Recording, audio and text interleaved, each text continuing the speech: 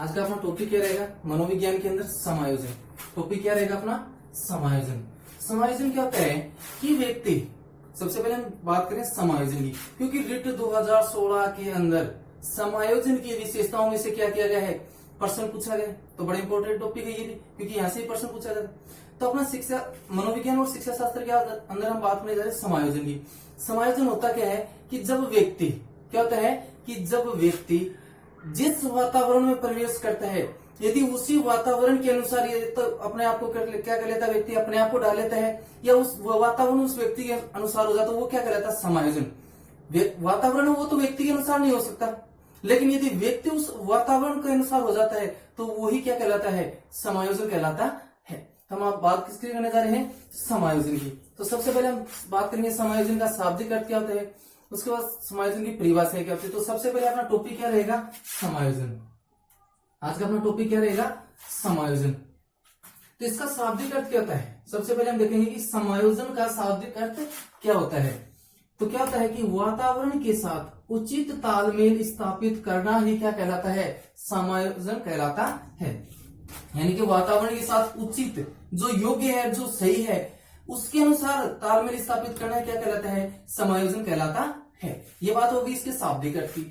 उसके बाद कुछ मनोवैज्ञानिकों ने क्या किया है, समायोजन के बारे में कुछ कथन कहे हैं। अब वो कथन कौन से कहे हैं उनको देखते हैं। तो सबसे पहले स्किनर ने कहा है कि समायोजन एक अधिगम की प्रक्रिया है। स्किनर है, उसने क्या कहा है कि समायोजन क्या है? कि अधिगम की प्रक्रिया है। क्या कहा है कि समायोजन एक अधिगम की प्रक्रिया है। ये बात किसने कही है? स्किनर ने कही है। किसने कही है? स्किनर ने। नेक्स्ट, समायोजन एक सतत प्रक्रिया है जिसमें व्यक्ति वातावरण के साथ उचित तालमेल स्थापित करने के लिए अपने व्यवहार में परिवर्तन करता है। वो क्या कहलाता है? समायोजन कहलाता है। ये बात किसने कही है? गेट्स ने। किसने कही है? गेट्स ने। नेक्स्ट, समायोजन वह प्रक्रिया है जिसमें व्यक्ति अपनी आवश्यकताओं को पूरा करने वाली परिस्थितियों में क्या करता है? सामंजस्य स्थापित करता है, यह स्थापित करने की कोशिश करता है। वो क्या कहलाता है? समायोजन कहलाता है। ये परिभाषा किसने दी है? बोरिंग एंड लैंगफिल ने। बोरिंग व लैंगफिल ने ये बात कही है। बोरिंग और लैंगफिल ने क्या कही है कि समायोजन वह प्रक्रिया है जिसमें व्यक्ति अपनी आवश्यकता और आवश्यकताओं को पूरा करने के लिए क्या करता है?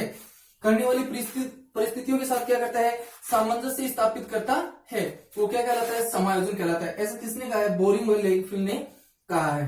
तो ये हमने परिभाषाएं देख ली। स्किनर ने क्या कहा है कि समायोजन क्या होता है? अधिगम की प्रक्रिया होती है। उसके बाद गेट्स क्या कहता है कि समायोजन एक सतत प्रक्रिया है, यानी हमेशा चलने वाली क्या होती है? एक प्रक्रिया होती है जिसमें व्यक्ति वातावरण के साथ क्या करता है? के साथ उचित तालमेल स्थापित करने के लिए क्या करता है? अपने आप में क्या करता है? ये अपने व्यवहार में क्या करता है? परिवर्तन करता है। ये बात किसने कही है? गेट्स ने कही है। उसके बाद बोरिंग और लैंगफिल क्या कहते हैं कि समायोजन वह प्रक्रिया है जिसमें व्यक्ति अपनी आवश्यकता और आवश्यकताओं को पूरा करने के लिए वातावरण के साथ या परिस्थितियों में क्या करता है? सामंजस्य स्थापित करने की क्या करता है? कोशिश करता है। वही क्या कहलाता है? अपना समायोजन कहलाता है। नेक्स्ट हम बात करते हैं समायोजन की विशेषताओं की। किसकी? समायोजन की विशेषताओं की। और इंपोर्टेंट है क्योंकि आर्टेट 2011 व रिट 2016 में क्या किया गया है? यहाँ विशेषताओं से क्या किया गया? एक प्रश्न पूछा गया है। तो हम बात करने वाले समायोजन की विशेषताएं कि समायोजन की विशेषताएं कौन कौन सी होती हैं। तो अपनी विशेषताएं होती है वो उसका शाब्दिक अर्थ है, उसका अर्थ है, उसकी परिभाषाएं उन्हीं से निकलती हैं। तो हम देखते हैं समायोजन की विशेषताएं कौन कौन सी होती हैं। तो सबसे पहले समायोजन एक निरंतर या सतत चलने वाली प्रक्रिया होती है। गेट्स ने कहा था ना कि समायोजन क्या होती है? सतत प्रक्रिया होती है। नेक्स्ट बात करें नंबर 2 कि समायोजन एक अधिगम की प्रक्रिया है। स्किनर ने क्या कहा था कि समायोजन क्या है? अधिगम की प्रक्रिया है। नेक्स्ट, समायोजन एक परिवर्तन की क्या है?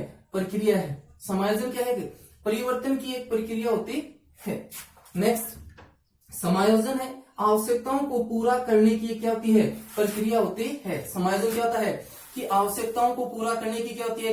प्रक्रिया होती है। नेक्स्ट, समायोजन वातावरण के साथ तालमेल स्थापित करने की एक प्रक्रिया होती है। नेक्स्ट, समायोजन व्यक्ति के व्यक्तित्व के निर्माण और विकास की क्या होती है, प्रक्रिया होती है। समायोजन क्या होती है, व्यक्ति के व्यक्तित्व के निर्माण और विकास की क्या होती है कि प्रक्रिया होती है। तुमने देखिए नंबर 1 पे क्या था, क्या कि समायोजन क्या है, सतत चलने वाली प्रक्रिया होती है। नंबर 2 पे समायोजन एक अधिगम की प्रक्रिया होती है। नंबर 3 पे क्या होता है, समायोजन एक परिवर्तन की प्रक्रिया होती है। नंबर 4 पे क्या देखा हमने कि समायोजन आवश्यकताओं को पूरा करने की क्या होती है, प्रक्रिया होती है। नेक्स्ट नंबर 5 पे कि समायोजन वातावरण के साथ उचित या तालमेल स्थापित करने की क्या होती है कि प्रक्रिया होती है। नंबर 6 पे क्या है कि समायोजन व्यक्ति के व्यक्तित्व और विकास के निर्माण की क्या होती है कि प्रक्रिया होती है। नेक्स्ट नंबर 7 विशेषता क्या है कि समायोजन सुख शांति और संतोष के आधार पर जीवन जीने की क्या होती है, प्रक्रिया होती है।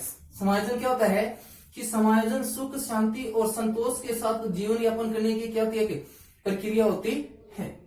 नेक्स्ट समायोजन नई परिस्थितियों में अपने आप को संतुलित रखने की क्या होती है, प्रक्रिया होती है।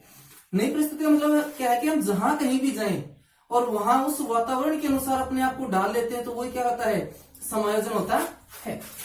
नेक्स्ट बात करते हैं कि समायोजित व्यक्ति के व्यवहार के लक्षण या विशेषताएं, या एक समायोजित व्यक्ति की विशेषताएं या उसके लक्षण कौन कौन से होते हैं, उनको देखते हैं। तो नंबर 1 कि वातावरण व परिस्थितियों का ज्ञान होना। क्या है कि वातावरण व परिस्थितियों का क्या होना, उचित ज्ञान होना। यानी कि जो समायोजित जो व्यक्ति होता है उसे परिस्थिति का क्या होता है और वातावरण का क्या होता है, उचित ज्ञान होता है। नेक्स्ट नेतृत्व क्षमता निर्माण क्षमता का अधिक होना। नेक्स्ट क्या है कि नेतृत्व व निर्माण क्षमता क्या पाई जाती है, समायोजित व्यक्ति में अधिक पाई जाती है। नेक्स्ट लक्ष्य केंद्रित व्यवहार का होना, यानी जो व्यक्ति क्या होता है, समायोजित होता है, उसका व्यवहार कैसा होगा, लक्ष्य केंद्रित। नेक्स्ट आत्म प्रेम और सकारात्मक अभिप्रेरणा क्या होती है, अधिक होती है। यानी कि जो व्यक्ति क्या होते हैं, समायोजित होते हैं, उनके अंदर आत्म प्रेम और जो सकारात्मक अभिप्रेरणा वो क्या पाई जाती है, अधिक पाई जाती है। नेक्स्ट क्या है कि समस्या समाधान। नेक्स्ट क्या है कि समस्या समाधान की क्षमता अधिक पाई जाती है। यानी जो व्यक्ति क्या होता है, समायोजित होता है, उसके अंदर समस्या समाधान करने की क्षमता वो क्या होती है, अधिक होती है। नेक्स्ट जटिल और कठिन परिस्थितियों का आसानी से मुकाबला कर सकते हैं। यानी जो व्यक्ति समायोजित होता है उसके सामने परिस्थितियां कैसी भी हो, उनका क्या कर लेता है, वो आसानी से सामना कर लेता है। नेक्स्ट धैर्य परिश्रमी और कार्य क्षमता क्या होती है, अधिक होती है। नेक्स्ट सामाजिक सहयोग की भावना अधिक होती है। जो व्यक्ति क्या होंगे, समायोजित होंगे, उनके अंदर क्या होगा, सामाजिक और सहयोग की भावना क्या होगी, अधिक होगी। नेक्स्ट कर्तव्य निष्ठा ईमानदारी व दयालु होते हैं। जो व्यक्ति क्या होते हैं, समायोजित होते हैं, वो ईमानदार होते हैं, निष्ठावान होते हैं, कर्तव्यनिष्ठ होते हैं और क्या होते हैं, दयालु प्रवृत्ति के होते हैं। नेक्स्ट संवेगात्मक दृष्टि से स्थिर व संतुलित होते हैं। यानी व्यक्ति का जो क्या है कि व्यक्ति क्या है, समायोजित है, तो वो संवेगात्मक रूप से भी व्यक्ति क्या होगा, स्थिर और संतुलित होगा। नेक्स्ट इच्छा शक्ति व संकल्प शक्ति का क्या होना, अधिक होना। यानी जो व्यक्ति क्या है, समायोजित है, उसके अंदर इच्छा शक्ति और संकल्प शक्ति क्या पाई जाती है, अधिक पाई जाते हैं। नेक्स्ट हम बात करते हैं समायोजन की युक्तियां। कि हमने देख लिया कि समायोजन क्या होता है, उसकी परिभाषाएं होगी। उसके बाद हमने समायोजन की विशेषताएं देख ली। उसके बाद एक समायोजित व्यक्ति के लक्षण या विशेषताएं। तो बात करते हैं कि कौन कौन सी युक्तियां होती हैं जिनके माध्यम से व्यक्ति क्या करता है, अपने आप को समायोजित करता है। तो नेक्स्ट क्या रहेगा, समायोजन की युक्तियां। अब कौन कौन सी युक्तियां वो देखते हैं। या इन युक्तियों को अन्य किन किन नामों से जाना जाता है, तो इन्हें अहम प्रतिरक्षा क्रिया तंत्र, जो समायोजन की युक्तियां, इन्हें क्या कहा जाता है, अहम प्रतिरक्षा क्रिया तंत्र भी कहा जाता है। मानसिक मनोरंजना, व्यक्तित्व का सुरक्षा कवच, व्यक्तित्व की या व्यक्ति की रक्षा युक्ति तथा समायोजन के उपाय आदि नामों से भी जाना जाता है। क्या है कि अपना जो समायोजन की जो युक्तियां होती है, क्या कह सकते हैं, किस नाम से जाना जा सकता है, अहम प्रतिरक्षा क्रिया तंत्र कह सकते हैं, या मानसिक मनोरंजना कह सकते हैं, या व्यक्तित्व का क्या कह सकते हैं, सुरक्षा कवच कह सकते हैं, क्या या फिर क्या बोल सकते हैं, व्यक्ति की रक्षा युक्तियां बोल सकते हैं, तथा इन समायोजन के क्या बोल सकते हैं, उपाय बोल सकते हैं। ये तो अपनी होगी समायोजन की युक्तियों के अन्य नामों की, कि इसे अन्य किसी नाम से पुकारा जा सकता है। उसके बाद देखते हैं कि ये कौन से साधन है। ये वे साधन है, कौन, समायोजन की युक्तियां, ये वे साधन हैं जिनके आधार पर कोई भी व्यक्ति अपने मानसिक रोगों को, किसको, मानसिक रोगों को दूर करके वातावरण में क्या करता है, समायोजन या समायोजित होने की क्या करता है, कोशिश करता है। नेक्स्ट, कि समायोजन की युक्तियों में 4 उपाय शामिल किए गए हैं। अपनी जो समायोजन की जो युक्तियां होती हैं उसके अंतर्गत 4 उपायों को क्या किया जाता है, शामिल किया जाता है। 4 उपाय कौन कौन से होते हैं? नंबर 1 प्रत्यक्ष उपाय, नंबर 1 पे अपना क्या रहेगा, प्रत्यक्ष उपाय रहेगा। नंबर 2 पे क्या रहेगा, अप्रत्यक्ष उपाय रहेगा। नंबर 3 पे क्या रहेगा, क्षतिपूरक उपाय रहेगा। और नंबर 4 पे अपना क्या रहेगा, आक्रामक उपाय। तो समायोजन की युक्तियों के अंदर कितने उपायों को शामिल किया जाता है, 4 उपायों को शामिल किया जाता है। प्रत्यक्ष उपाय, अप्रत्यक्ष उपाय, क्षतिपूरक उपाय और आक्रामक उपाय। अब इन चारों उपायों को क्या करते हैं, एक एक करके देखते हैं कि प्रत्यक्ष उपाय क्या होता है, अप्रत्यक्ष क्या होता है, क्षतिपूरक उपाय कौन से होते हैं और आक्रामक उपाय कौन से होते हैं।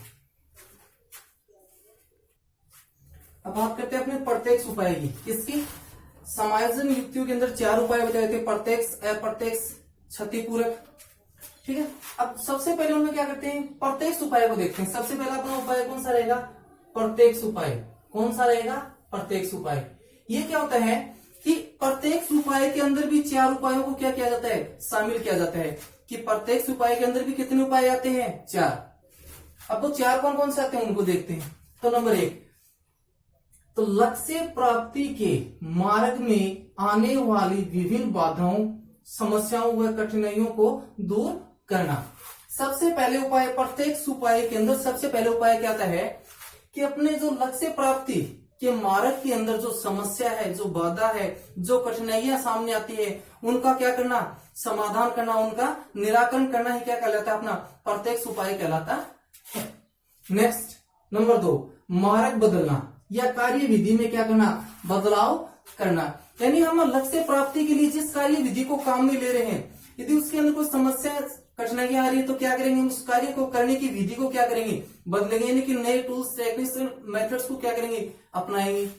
नेक्स्ट, लक्ष्यों का विस्थापन करना या लक्ष्य को बदलना। क्या करना, लक्ष्यों का विस्थापन करना या लक्ष्यों को बदलना। नेक्स्ट और लास्ट इसमें कौन सा उपाय आएगा कि विश्लेषण व निर्णय करना। यानी जो समस्याएं, जो बाधाएं, जो कठिनाइयां उत्पन्न हो रही हैं, उनका विश्लेषण करना, उसको छोटे छोटे टुकड़ों में क्या करना, तोड़ के उन पे विश्लेषण करना और उसके बाद किसी निर्णय के ऊपर पहुंचना, क्या कहलाता है, अपना प्रत्यक्ष उपाय कहलाता है। तो अपने आज की क्लास यहीं तक रहेगी। टॉपिक चला था अपना समायोजन। ठीक है, समायोजन से हमने शुरू किया। तो सबसे पहले हमने समायोजन का शाब्दिक अर्थ देख लिया। उसके बाद परिभाषा, इसके ने दी, बड़ी इंपॉर्टेंट परिभाषा है कि समायोजन एक अधिगम की क्या होती है, प्रक्रिया होती है।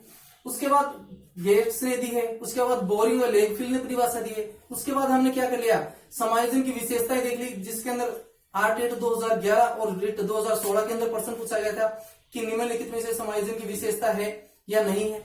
उसके बाद एक समायोजित व्यक्ति के लक्षण या विशेषताओं को देख लिया। उसके बाद हमने क्या किया है कि समायोजन की युक्तियां क्या होती हैं वो बात कर रहे थे। तो युक्तियों के अंदर 4 उपाय शामिल किए गए थे अपने, प्रत्यक्ष, क्षतिपूरक, आक्रामक। तो उनमें से हमने सबसे पहले देखा प्रत्यक्ष उपाय कि प्रत्यक्ष उपाय क्या होता है, और प्रत्यक्ष उपाय के अंदर भी क्या है, 4 उपायों को शामिल किया जाता है, जिनको हमने एक एक करके देख लिया। नेक्स्ट क्लास में आगे के अपने प्रत्यक्ष उपाय है, क्षतिपूरक है, आक्रामक है, उनको देखें। तो आज की क्लास अपनी यहीं तक।